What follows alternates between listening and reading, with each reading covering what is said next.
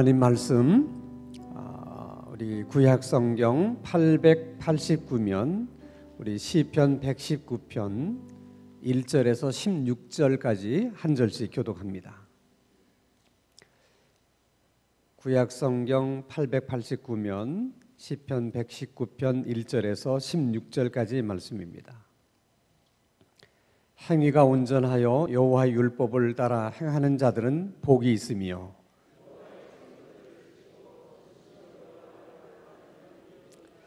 참으로 그들은 불의를 행하지 아니하고 주의 도를 행하는도다. 내 길을 굳게 정하사 주의 율례를 지키게 하소서.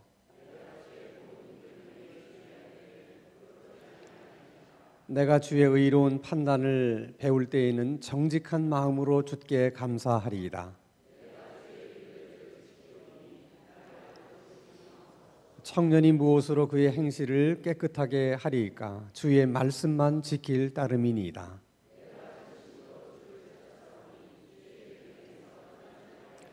내가 주께 범죄하지 아니하려 하여 주의 말씀을 내 마음에 두었나이다.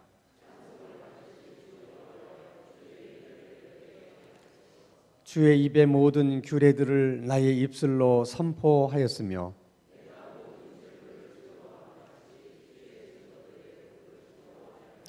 내가 주의 법도들을 작은 소리로 읊조리며 주의 길들에 주의하며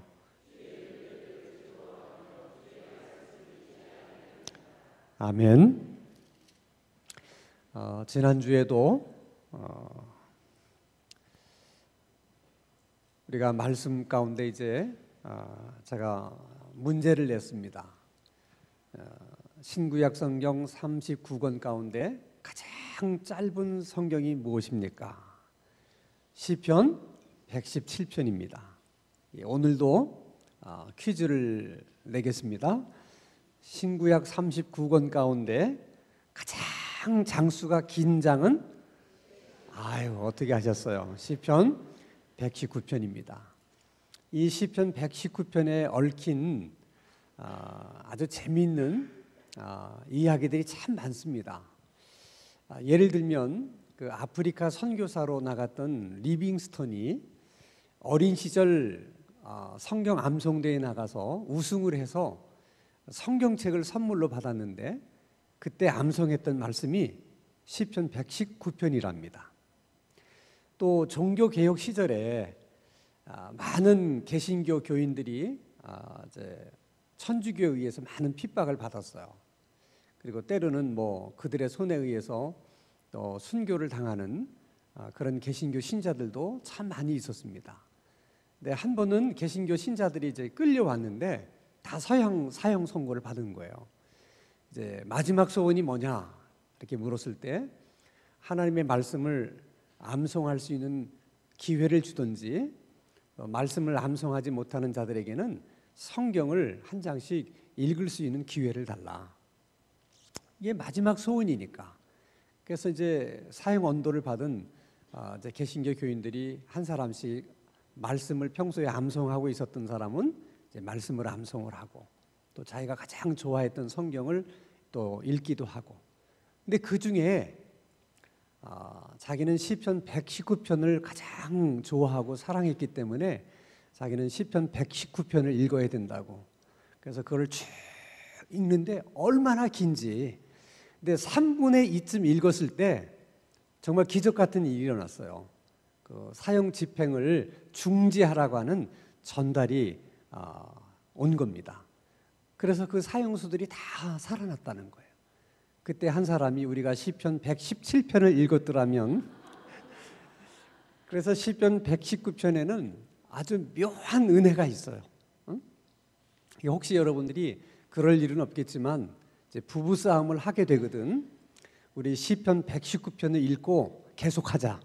그래서 일단은 중지하고 시편 119편을 다 읽은 다음에 다시 한 판 하세요.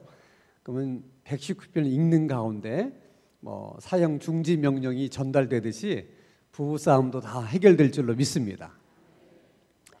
우리 시편 119편을 보면 하나님의 말씀이라고 하는 단어를 여러 가지로 표현을 해요. 그게 다른 것이 아니고 시기 때문에 같은 말을 여러 개로 표현하는 것입니다. 자, 하나님의 말씀을 율법이라고도 말하고, 하나님의 율례라고도 말하고, 하나님의 규례라고도 말하고, 하나님의 증거라고도 말하고, 주의 도라고도 말하고, 이렇게 여러 가지로 표현하는데 그 모든 것은 하나님의 말씀을 지칭하는 것들입니다. 시편 119편이 굉장히 길지만 주제는 하나예요. 누가 복 있는 사람인가? 누가 복된 삶을 사는 사람인가? 하는 것입니다. 정말 어떤 사람이 복 있는 사람이고 복 있게 사는 사람인가? 적어도 하나님의 관점으로 볼 때, 또 하나님이 보실 때 누가 복 있는 사람이냐는 거예요. 자, 시편 119편 1절입니다. 같이 읽겠습니다. 시작. 행위가 온전하여 여호와의 율법을 따라 행하는 자들은 복이 있으며. 그러니까 하나님의 율법을 따라 사는 사람이 복 있는 사람이라는 것입니다. 이 말을 2절은 또 다르게 표현하면서 또 한 번 강조를 해요. 자, 2절입니다. 119편 2절 같이 읽습니다. 시작. 여호와의 증거들을 지키고 전심으로 여호와를 구하는 자는 복이 있도다. 자, 1절에서는 하나님의 말씀을 따라 사는 사람이 복이 있다. 2절에서는 그 하나님의 말씀을 전심으로 지키고 하나님을 구하는 자가 복이 있다. 다 같은 말을 저렇게 표현만 다르게 해서 하는 것입니다. 시편 1편에서도 똑같은 질문을 던져요. 시편을 시작하면서 던진 질문이 누가 복 있는 사람이냐는. 자, 시편 1편 2절입니다. 같이 읽겠습니다. 시작. 오직 여호와의 율법을 즐거워하여 그의 율법을 주야로 묵상하는도다. 이 사람이 정말 복 있는 사람이라는 거예요. 왜 하나님의 말씀을 즐거워하고 묵상하고 하나님의 말씀을 따라 사는 사람이 복 있는 사람인가? 3절에 이렇게 설명합니다. 119편 3절 같이 읽습니다. 시작. 참으로 그들은 불의를 행하지 아니하고 주의 도를 행하는도다. 그러니까 하나님의 말씀을 따라서 사는 사람, 그 하나님의 말씀을 즐거워하고 묵상하고 사모하며 사는 사람들은 불의를 행하지 않고 살게 된다. 그래서 복 있는 사람이라는 거예요. 그러니까 불의를 행하지 않고 산다는 자체가 복이 있다는 것입니다. 이것을 시편 1편 1절에서는 이렇게 설명해요. 같이 읽습니다. 시작. 복 있는 사람은 악인의 길을 따르지 아니하며 죄인의 길에 서지 아니하며 오만한 자들의 자리에 앉지 않는다. 그러니까 악인의 길을 따르지 않는 것이 복 있는 것이고, 죄인의 길에 서지 않는 것이 복 있는 것이고, 오만한 자들과 함께 자리에 함께 하지 않는 것이 복이 있다는 거예요. 여러분, 불의를 행하지 않고 산다는 것이 왜 복이 있는 것인가? 이제 목사님들은 이제 예배를 인도를 해야 되기 때문에 이제 와이셔츠를 많이 입으세요. 이제 뭐 여름에도 겨울에도. 근데 저는 이제 바꿨어요. 그래서 이제 평상시에는 제가 이렇게 이런 복장으로 이제 이렇게 하고, 그래도 이제 주일날 예배를 드릴 때는 또 예전처럼 이제 와이셔츠와 넥타이를 맵니다. 이게 넥타이를 자주 매다 보니까 목사님들에게 마음 아픈 일이 많이 생겨요. 그거는 이제 어떤 성도님들이 목사님을 생각해서 이제 여행을 갔다 온다든지 그럴 때 좋은 넥타이를 선물을 하세요. 근데 어떤 넥타이를 이렇게 받아들면 정말 색상도 너무 이쁘고 또 재질도 너무 좋아요.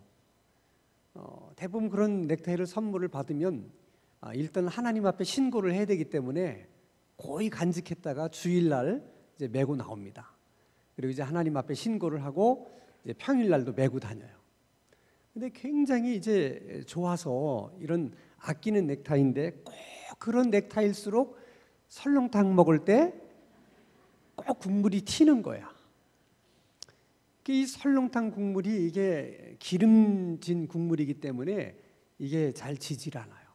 그 얼룩이 흉해요. 그러면 색상도 마음에 들고 또 재질도 참 좋은 넥타이. 정말 아깝지만 일단 얼룩이 진 넥타이는 맬 수가 없어요. 이게 여러분 넥타이만 그런 것이 아니라 이 사람도 마찬가지라는 거예요. 대부분 여러분 이제 나라에서 뭐 장관이라든지 이렇게 높은 관직에 있는 사람들을 쓸 때 요즘 청문회라는 걸 하잖아요. 그 청문회라는 게 뭐냐면 그 사람이 그 공직을 맡아서 행할 만큼 사람의 재능과 능력이 있느냐, 그리고 그만큼 이 사람이 흠이 없느냐, 그걸 보는 거예요. 근데 어떤 분은 경력을 보면 참 경력이 화려해요. 그러니까 능력이 있는 거예요. 재능이 있어요. 그런데 과정 속에서 학군 때문에 주소를 여러 번 옮겼다든지 부동산 투기를 했다든지 그런 것 때문에 그분이 그 관직에 오르지를 못하는 거예요. 어떤 면으로 보면 참 아까운 거예요. 재능이 너무 아까워. 그래도 넥타이에 설렁탕 국물이 떨어지면 맬 수 없는 것처럼 사람도 그런 거죠. 그래서 하나님이 사람을 쓰실 때도 마찬가지예요. 참 아깝지만 쓸 수 없는 사람들이 있어요. 그것이 다 불의를 행함으로 인해서 하나님 앞에 깨끗하지 못한 그런 경우를 두고 하는 말이에요. 그래서 하나님 앞에 우리가 쓰임받는 삶을 살아가려고 하면 능력도 중요하지만 사실 그보다 더 중요한 것은 깨끗하며 정결하며 그것이 가장 중요해요. 내가 나를 생각하면 꽤 괜찮은 것 같은데 왜 하나님이 나를 안 쓰실까? 그런 생각이 들 때도 있어요. 사실 여러분 그런 생각이 안 드세요? 그런데도 왜 하나님이 나를 안 쓰실까? 이유에 여러 가지가 있을 수 있겠지만은 사실 가장 먼저 우리가 점검해 봐야 될 부분이 하나님 앞에서 내가 정결한 삶을 살고 있는가 하는 걸 가장 먼저 보셔야 돼요. 가장 먼저. 그럼 우리가 어떻게 하면 불의를 행하지 않고 하나님 앞에서 정결한 삶을 살아갈 수 있겠느냐? 그걸 시편 119편에서 그 비결을 얘기해 주고 있어요. 자, 9절입니다. 같이 읽습니다. 시작. 청년이 무엇으로 그의 행실을 깨끗하게 하리까? 주의 말씀만 지킬 따름입니다.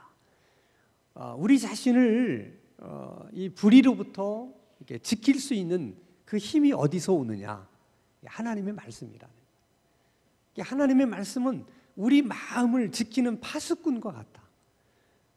우리의 불의로 더러운 것에 물들지 않도록 항상 우리를 지켜주는 역할을 하는 것이 하나님의 말씀이라는 거예요. 그거밖에 없다는 거예요. 청년이 무엇으로 그 행실을 깨끗하게 하겠느냐? 결심하는 거냐? 아니면 뭐냐? 시편 기자는 하나님 말씀 외에 다른 게 없다는 거예요. 11절에서도 이렇게 얘기를 합니다. 같이 읽습니다. 시작. 내가 주께 범죄하지 아니하려 하여 주의 말씀을 내 마음에 두었나이다. 말씀이 나로 하여금 범죄하지 않도록 지켜준다는 거예요. 그래서 마음에 말씀을 담는 것이 중요해요. 어째서 그럴까? 어째서 하나님의 말씀은 우리로 하여금 범죄하지 못하도록 우리 마음을 지켜주는 것일까? 자, 여러분, 우리가 코로 많은 냄새를 맡죠. 어떤 냄새를 맡으면 굉장히 고소하다 이렇게 느끼기도 하고 달콤하다 이렇게 느끼기도 하고 우리 코로 느낄 수 있는 냄새가 굉장히 많아요. 근데 우리 코가 어떻게 그 냄새들을 다 이렇게 맡아서 이것은 고소한 냄새고 이거는 달콤하고 이런 걸 다 어떻게 분별할까? 그걸 이렇게 설명을 해요. 냄새는 어떤 냄새든 그 냄새의 입자라는 게 있다는 거예요. 그러니까 고소한 냄새를 나는 그거는 고소한 냄새를 내는 입자가 있고 달콤한 냄새는 달콤한 그 냄새를 내게 하는 입자가 있대요. 근데 그 입자를 예를 들어서 세모난 입자는 고소한 냄새를 내는 입자고 동그란 입자는 뭐 달콤한 냄새를 내는 입자고, 네모난 입자는 굉장히 불쾌한 냄새를 내는 입자다. 예를 들면 모든 입자가 고유한 모양을 갖고 있다는 거죠. 쉽게 설명하면. 근데 하나님이 우리 코에 그 냄새를 맡을 수 있는 그 입자의 모양대로 우리 코 안에 그런 걸 만들어 놨다는 거야. 우리 코 안에는 네모, 세모, 또 뭐 삼각형 이런 것이 다 있어서 어떤 냄새의 입자가 들어오면 코가 그거를 이렇게 맞춰 본다는 거야. 이렇게. 그랬더니 세모하고 딱 맞아. 그러면 이거는 아주 달콤한 냄새다. 이렇게 뇌신경에다가 신호를 보내면 뇌신경이 그렇게 해석을 한다는 거야. 그러니까 어떤 냄새라도 상관이 없어요. 들어오기만 하면 다 우리 코에 네모, 세모 뭐 다 별표 모양이 있기 때문에 흔들어서 어디에 해당하는가 하면 이건 무슨 냄새라는 걸 금방 안다는 거죠.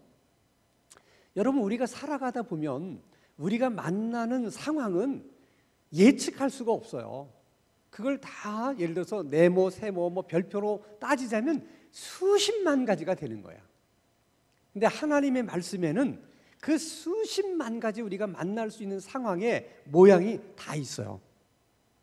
그렇기 때문에 어떤 상황을 만나게 되면 하나님의 말씀이 그 상황을 가져다가 흔들어 가지고 요거는 네모다. 그러면 이것은 너 그렇게 하면 안 된다 하는 걸 금방 해석하고 판단한다는 거예요. 자, 예를 들면 우리가 어떤 경우에 이것이 죄가 되는지 안 되는지 이런 걸 우리가 어떻게 알아요? 되게 어떤 도덕적인 기준, 우리가 알고 있는 법에 대한 상식 이런 걸 가지고 이것이 죄가 될까 뭐 이렇게 우리가 판단하잖아요. 근데 그런 것 말고도 너무 많은 거야. 이게 죄가 될지 안 될지 그런 걸로는 판단이 안 되는 상황들이 너무 많은 거예요. 그때 하나님의 말씀은 그걸 해석해 주고 판단해 주는 거예요. 해서는 안 된다. 하지 말아라. 그러니까 많은 사람들이 알고서 잘못하는 경우도 있지만은 몰라서 잘못하는 경우도 많아요. 괜찮겠지. 지금 자기 생각으로는 괜찮을 것 같다는 생각이 들어서 했는데 나중에 보니까 괜찮은 일이 아니야. 그런 일들이 우리 삶 속에 너무 많은 거야. 근데 그것을 판단하고 해석해 주는 게 뭐라고요? 하나님의 말씀이라는 거예요. 그래서 하나님의 말씀을 우리 마음 가운데 담아두고 있으면 어떤 상황을 만나든 그 상황을 말씀이 해석해 주는 거예요. 그래서 우리가 잘못된 길로 가지 않도록 우리를 지켜준다는 거예요. 지켜준다는 거예요. 이렇게 하나님의 말씀이 이렇게 귀하기 때문에 우리가 그 하나님의 말씀에 대해서 어떤 바램을 가지고 살아야 되고 그 하나님의 말씀에 대해서 우리가 어떤 기도를 하나님 앞에 드리면서 살아야 되느냐, 이걸 이제 시편 119편에서 얘기하고 있습니다. 5절 말씀입니다. 자, 같이 읽습니다. 시작. 내 길을 굳게 정하사 주의 율례를 지키게 하소서. 그래서 우리의 바램, 우리의 기도 제목 가운데 하나가 뭐예요? 하나님의 말씀을 지키게 하소서. 하나님의 말씀을 따라서 살아가게 하옵소서. 그게 우리의 바램이자 첫 번째 기도 제목이라는 거죠. 말씀에 대해서. 두 번째 14절입니다. 같이 읽습니다. 시작. 내가 모든 재물을 즐거워함 같이 주의 증거의 도를 즐거워하였나이다. 여기서 주의 증거들의 도는 말씀을 말하는 거죠. 내가 모든 재물을 즐거워함 같이 하나님의 말씀을 즐거워하였나이다. 그건 뭐예요? 내가 돈을 사랑하고 돈을 즐거워하는 것처럼 하나님의 말씀도 그렇게 사랑하고 하나님의 말씀도 그렇게 즐거워하게 해달라는 거예요. 굉장히 실질적인 기도예요. 그러니까 여러분들도 기도할 때 그냥 하나님의 말씀을 사랑하게 해주세요 하나님, 그렇게만 기도하지 말고 시편 기자처럼 저렇게 기도해야 돼. 하나님, 내가 돈을 사랑하는 것처럼 하나님의 말씀도 사랑하게 해주세요. 응? 내가 돈을 보면 즐거운 것처럼 하나님의 말씀을 보면 그렇게 즐거워하게 해주세요. 그렇게 기도하라는 거예요. 우리가 늘 하나님 앞에 바라는 바람 중에 하나가 그래야 된다는 거예요. 세 번째는 16절입니다. 같이 읽습니다. 시작. 주의 율례들을 즐거워하며 주의 말씀을 잊지 아니하리라. 다른 건 다 잊고 살아도 뭘 잊지 말자? 하나님의 말씀. 하나님의 말씀만큼은 잊지 않고 살아갈 수 있게 해주세요. 그게 우리 바람이 돼야 되고 우리의 기도의 제목이 돼야 된다는 거예요. 그러면 우리가 하나님 보실 때 복 있는 사람들이 될 수 있고 우리가 복된 삶을 살아갈 수 있다는 것입니다. 자, 저렇게 되려면 꼭 세 가지가 필요한데, 하나는 일단 말씀의 은혜를 받아야 돼. 말씀의 은혜를 받는다는 것은 말씀에 깨달음이 있어야 돼. 그리고 말씀에 은혜가 되고 깨달음이 있는 말씀은 그 다음부터 내 마음 가운데 담아둬야 돼. 잊지 않기 위해서. 그리고 내 마음에 담아둔 말씀은 말씀이 시키는 대로 내가 순종하면 되는 거예요. 그러면 우리가 복 있는 사람이 될 수 있고 복된 삶을 살아갈 수가 있다는 것입니다. 자, 히브리서 4장 12절에 하나님의 말씀은 살았고 운동력이 있어 좌우의 날선 어떤 검보다 예리하다, 이렇게 말합니다. 하나님의 말씀은 살았다. 성경은 그렇게 얘기해요. 하나님의 말씀이 살았다는 말이 무슨 말인가? 하나님의 말씀을 살았다고 말하는 것은 그 말씀을 말씀하신 하나님이 살아계시기 때문에 하나님의 말씀도 살아있는 거예요. 자, 그것이 어떤 의미가 있느냐 우리에게. 자, 셰익스피어 문학 전집을 읽으면서 많은 사람들이 감동을 받습니다. 왜냐하면 그 셰익스피어 문집을 읽어보면 우리가 살아가는데 정말 필요한 지혜들이 많이 있어요. 교훈들이 많이 있습니다. 또 우리가 사서삼경을 읽어도 참 좋은 말씀들이, 주옥 같은 말씀들이 많이 있어요. 근데 그런 말씀들을 읽으면서 우리가 참 좋다, 우리가 그렇게 느끼죠. 그리고 이대로 참 살았으면 좋겠다, 그런 생각은 같지만 이거는 나에게 하는 말이구나, 그렇게 느끼는 말씀은 하나도 없어요. 여러분들이 어떤 문학전집을 읽다가 이거는 나에게 하는 말이네, 이런 느낌을 받아보신 적이 있습니까? 여러분이 삼국지를 읽다가 이건 나에게 하는 말이네, 이렇게 느껴진 적이 있어요? 없습니다. 그냥 참 삶의 지혜가 되겠구나, 참 교훈이 되겠구나, 그렇다, 정말 이거 일리가 있다, 그렇게 동의는 다 해요. 근데 이거 나를 두고 하는 말이고 나에게 주는 말이구나, 이런 느낌은 안 듭니다. 근데 하나님의 말씀은 이게 신약 성경만 해도 2000년 전에 기록된 거잖아요. 구약 성경은 1500년, 3500년 전에 기록된 거란 말이죠. 지금 우리로 말하면 다 그렇게 오래된 내용이에요. 그런데도 성경을 읽으면 어때요? 이거는 나에게 하는 말씀 같단 말이죠. 여러분들이 설교 말씀을 들으면서 이거 하나님이 나 들으라고 하시는 말씀이구나, 그렇게 받아들이잖아요. 어떻게 그런 일이 있을 수 있냐는 거야. 그래서 하나님의 말씀을 어떻게? 살아있는 거예요. 하나님의 말씀은 살았어요. 그리고 하나님의 말씀은 하나님이 하신 말씀이죠. 여러분, 하나님은 우리가 눈으로 볼 수 있어요, 없어요? 없어요. 우리 눈으로 볼 수 없는 하나님을 우리가 어떻게 만날 수 있습니까? 눈에 보여야 만나고 하지, 눈에 보이지도 않는 하나님을 어디 가서 어떻게 만나겠어요?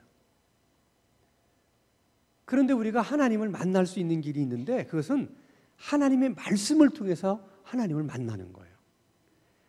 하나님의 말씀은 살아있기 때문에 그 말씀을 통해서 오늘 우리는 살아계신 하나님을 만나는 거예요. 아멘? 그래서 여러분, 말씀을 듣는 시간이 중요한 것이고 말씀을 읽는 시간이 중요한 거예요. 여러분들이 아무리 성경을 많이 읽고 또 성경 공부를 아무리 많이 한다 할지라도 거기서 하나님을 만나지 못하면 그것은 그냥 성경의 그냥 지식만 여러분이 얻으신 거예요. 그러니까 여러분들이 교회에 와서 예배 시간에 하나님의 말씀을 들을 때 많은 분들이 이제 뭐 넓은 의미에서 그냥 은혜 받았다 이런 얘기를 많이 해요. 은혜 받았다고 하는 얘기를 100명이 하면 그 100명이 저마다 그 의미는 다 달라. A 집사님이 은혜 받았다고 말할 때 은혜하고 B 권사님이 은혜 받았다고 할 때 은혜는 다 다른 거야. 각자가 다 달라요. 근데 일반적인 경우는 그 말씀을 들으면서 뭐 많이 도움이 됐다. 뭐 말씀을 듣는데 그 일리가 있다. 뭐 대부분 그런 수준이에요. 여러분, 우리가 그냥 하나님의 말씀을 들으면서 정말 삶에 참 필요한 말씀들이구나. 그 정도의 수준은 하나님의 말씀을 듣지 않아도 다른 것을 통해서 얼마든지 우리가 배울 수 있어요.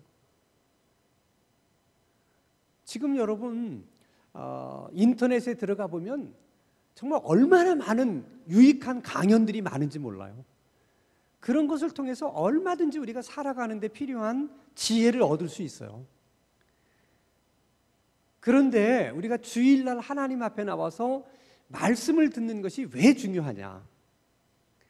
여러분, 이 세상에 있는 수많은 강연들은 아무리 그 강연이 보편적인 진리를 담고 있고 또 우리 삶에 정말 주옥 같은 그런 지혜를 갖고 있다 할지라도 그 강연을 통해서는 하나님을 만날 수가 없어요.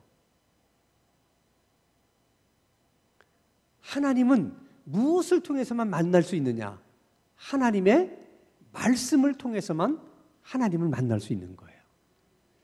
이게 놀라운 거예요, 여러분. 그래서 언제나 우리가 이제 설교 말씀을 들을 때 가장 중요한 것은 하나님을 만나는 거야. 하나님을 경험하는 거야. 하나님이 내게 지금 이렇게 말씀을 하시는구나. 그게 은혜야. 그게 은혜야. 그러니까 성경 말씀 속에서 또 설교 말씀 속에서 우리 삶에 필요한 많은 지식들을 얻는 것도 넓은 의미에서는 하나님의 은혜라고 말할 수 있겠지만 정말 은혜라고 하는 것은 이 말씀을 하나님이 지금 내게 하셨다. 그것이 나를 꾸짖는 말씀일 수도 있고 나를 책망하는 말씀일 수도 있잖아요. 근데 그것이 은혜라는 거예요. 그게. 그러니까 항상 여러분들이 하나님의 말씀을 들을 때는 또 여러분들이 하나님의 말씀을 읽거나 성경 공부를 할 때는 어떤 기대를 가지고 해야 돼?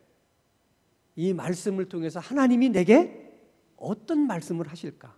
어떻게 하나님이 나를 만나 주실까? 어떻게 하나님이 나를 만져 주실까? 그런 기대를 가지고 말씀을 듣기도 하고 읽기도 하셔야 돼. 우리가 이제 성경을 개인적으로 읽다 보면 다 느끼는 거지만은 사실 성경이라는 책이 굉장히 어려운 책이에요. 사실은 참 어려운 책입니다. 그래서 많은 성경학자들은 이 어려운 성경을 일반 성도들이 어떻게 하면 좀 더 쉽게 읽을 수 있을까를 굉장히 고심을 해요. 그래서 할 수 있으면 쉽게 풀어서 성도들이 좀 이해하기 쉽도록 그렇게 성경을 풀어서서 좀 했으면 좋겠다. 그래서 우리가 잘 몰라서 그렇지 시중에 보면요, 번역된 성경들이 굉장히 많아요. 굉장히 쉽게 번역한 성경들이 있습니다. 바른 성경도 있고요, 표준 성경도 있고요, 현대인의 성경도 있고요, 현대어 성경도 있고요. 이런 많은 성경들이 있어요. 다 좀 더 이해하기 쉽도록 번역을 한 거야. 그러니까 어려운 성경을 좀 더 쉽게 이해하기 위해서 끊임없이 성경은 번역이 돼야 돼. 번역이 계속. 그러면 하나님을 믿는 우리들에게도 이 어려운 성경이 하나님을 믿지 않는 사람들에게는 얼마나 어렵겠어요. 그렇죠? 그래서 하나님을 믿지 않는 사람들을 위해서도 성경을 쉽게 번역을 해야 되는데 하나님을 믿지 않는 사람들이 성경을 이해하고 깨달을 수 있도록 가장 쉽게 번역하는 길이 뭐냐? 그것은 예수 믿는 사람들이 하나님의 말씀을 깨달은 대로 바깥에 나가서 그대로 실천하고 사는 거야. 그러니까 안 믿는 사람은 무엇을 보고 하나님의 말씀을 이해하고 무엇을 보고 하나님의 말씀을 깨닫느냐? 하나님을 믿는 사람들의 삶을 보고 성경을 이해하고 깨닫는 거야. 그들은 어려운 성경책을 읽지 않아도 우리가 어떻게 사느냐 하는 우리 삶을 보면서 성경을 이해하는 거예요. 아멘? 그래서 우리 삶이 굉장히 중요해요. 자, 최근에 와서 전도하기가 어려워졌어요. 전도하기가 어려운 이유가 여러 가지가 있는데 그 중에서 우리가 꼭 귀담아 들어야 될 게 하나 있어요. 그게 뭐냐면 우리가 복음을 전하든 하나님의 말씀을 하든 전도를 하든 중요한 것은 어떤 사람의 말을 들을 때 내가 그 사람을 신뢰하지 않으면 그 사람이 어떤 말을 해도 귀에 들어오질 않아요. 그러니까 내가 신뢰하는 사람의 이야기만 들을 수 있는 거예요. 그러니까 오늘날 믿지 않는 많은 사람들이 왜 우리는 열심히 복음을 전하는데 그리고 전도를 하는데 그들이 그걸 받아들이지 않느냐? 그들이 우리를 신뢰하지 않는다는 거야. 그러니까 전도하기가 점점 어려워지고 있는 상황과 사회가 교회를 신뢰하지 않는다는 그 신뢰도하고 비례한다는 거야. 그러니까 신뢰도가 떨어지면 떨어질수록 전도하기가 어려운 거예요. 그러니까 무슨 얘기를 해도 신뢰하지 않으면 안 듣는 거야. 자, 여러분들은 교회를 신뢰하십니까? 크리스찬을 신뢰하십니까? 신뢰의 점수가 엄청 낮아요. 그래도 신뢰한다는 사람이 있어. 그래서 그들에게 물었어요. 여러분들은 무엇을 보고 교회를 신뢰하십니까? 그랬더니 교회가 좋은 일 하는 거, 교회가 선한 일 하는 거, 교회가 많은 것을 봉사하는 것을 보면서 자기들은 교회를 신뢰한다는 거야. 그들이 성경을 이해할 수 있는 것은 결국 우리들이 깨달은 말씀을 실천하는 것밖에 없어요. 그러니까 우리가 말씀대로 살면 그들이 우리를 신뢰하는 것이고 그들이 우리를 신뢰하면 우리가 그들에게 전하는 복음도 그들이 신뢰하게 되는 거예요. 결과적으로는 시편 119편에서 말씀하려고 하는 것은 너희들이 하나님의 말씀을 깨닫고 그 말씀을 마음에 담고 그 말씀이 시키는 대로 순종해서 살면 너희들이 복 있는 사람으로 복된 삶을 살아갈 수 있다.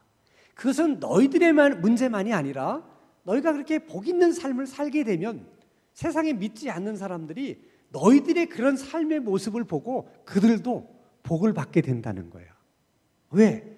그들이 우리를 신뢰하기 때문에 그들이 우리가 전하는 복음을 들을 수 있고 또 우리가 전하는 말씀을 들을 수 있기 때문에 그들도 복 있는 삶을 살아갈 수가 있다는 거예요. 그래서 여러분, 하나님의 복은 우리 가운데만 머무르면 안 돼요. 절대로 그런 생각을 가져서는 안 됩니다. 그것은 하나님이 우리에게 복을 주시는 복의 원리가 아니에요. 여러분 잘 아시죠? 이스라엘에 가면은 사해바다가 있다는 것을. 사해바다는 말 그대로 죽은 바다예요. 왜 죽은 바다가 됩니까? 사해바다는 이 지구상에서 가장 낮은 곳에 위치해 있기 때문에 물이 들어오면 더 흘러내려갈 데가 없어요. 왜? 가장 낮은 곳에 있으니까. 그러니까 계속 물이 흘러 들어오기만 해요. 받기만 하지 그 물을 흘려보내지를 못해요. 그러니까 결국은 어떻게? 죽은 물이 되는 거예요.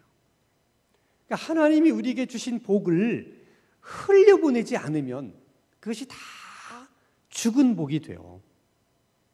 그러니까 우리가 복 있는 사람으로 살아간다는 것은 사해바다처럼 살아간다는 것이 아니에요. 끊임없이 우리가 하나님이 은혜 주신 대로, 하나님이 우리에게 복 주신 대로 우리가 말씀을 실천하면서 살아가야만 그 복이 흘러갈 수가 있는 거예요. 계속. 그래야지만 우리가 하나님으로부터 받는 복도 계속해서 신선한 복을 받을 수가 있는 거야. 그러니까 여러분, 어제 받은 복을 울고 먹으려고 생각하지 말고 어제 받은 복은 또 흘려보내고 하나님으로부터 어떻게? 또 새로운 신선한 은혜, 신선한 복을 자꾸 받을 생각을 하셔야 돼. 어쩌다 한번 복 받은 거 이거 이제 다 잃어버리면 어떡하나 해서 그것만 평생 울고 먹으려고 하다 보면 그게 사해바다처럼 썩은 복이 되는 거야. 그래서 오늘 저녁에 우리가 이제 기도할 때도 좀 그렇게 기도하기를 원하고 평생 우리가 살아가면서 그런 바람을 갖고 살았으면 좋겠어요. 하나님 말씀을 들을 때마다 깨닫게 되는 은혜를 주세요. 저에게 깨닫게 된 그 말씀들은 늘 마음속에 담고 살아가게 해주세요. 그리고 항상 우리 마음속에 담은 말씀들을 그저 순종하고 실천하면서 그렇게 살아가게 해 주옵소서. 우리 남은 생애가 얼마나 될는지는 모르지만은 우리 남은 생애만큼이라도 그렇게 살아가는 복 있는 사람 되게 하시고 복된 삶을 살아가게 하옵소서. 오늘 저녁에 기도하러 나온 우리 모두에게 그런 복이 있게 되기를 주님의 이름으로 축원합니다.